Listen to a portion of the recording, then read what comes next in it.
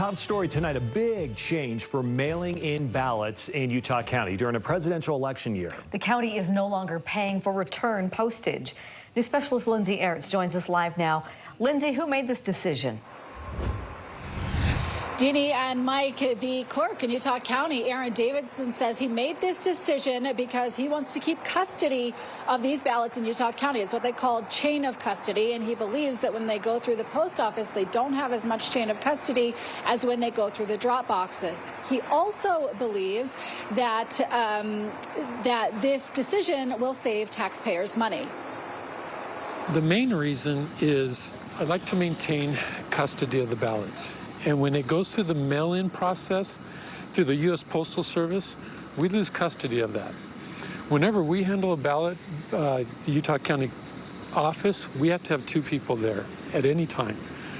But I don't know if they have to have 2 people. Utah County's election clerk, Aaron Davidson, making a change to require voters in Utah County to pay for their own return postage on their by-mail ballots. As a former county clerk, I'm disappointed in the decision. Former county clerk and current county commissioner Amelia Powers Gardner says many people don't have stamps lying around.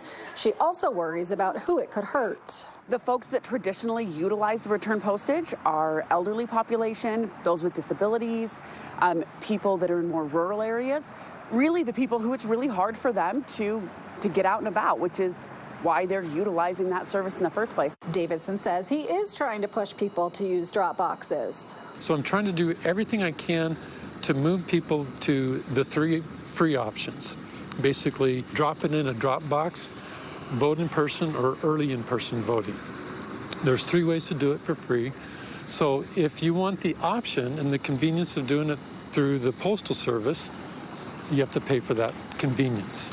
He also argues it saves taxpayers money. It's not a budget thing. Remember, we gave the county clerk the budget to do this.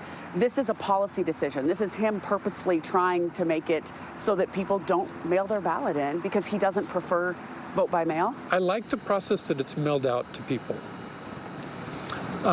I prefer that people come in and show their ID and vote in person. State law does allow county clerks to make this decision, and Utah County isn't the only one that doesn't pay for return postage. Numbers from the County Clerks Association show about half of the counties in Utah don't pay for return postage. We're not the only county, so if I'm disenfranchising, there's other counties disenfranchising, but the statute says I don't have to pay for it. So hopefully this doesn't prevent anyone from returning their ballot. I'm afraid that it might, but it doesn't have to. Now, the former Utah County clerk, Amelia Powers Gardner, wants to remind people that you can still put your ballot in the mail even without a stamp. The United States Post Office is required to return that ballot to the county clerk's office. They will just send a bill to the clerk's office, who has to then pay for it. Reporting live in Utah County, I'm Lindsay Ertz. Back to you. All right, Lindsay, thank you.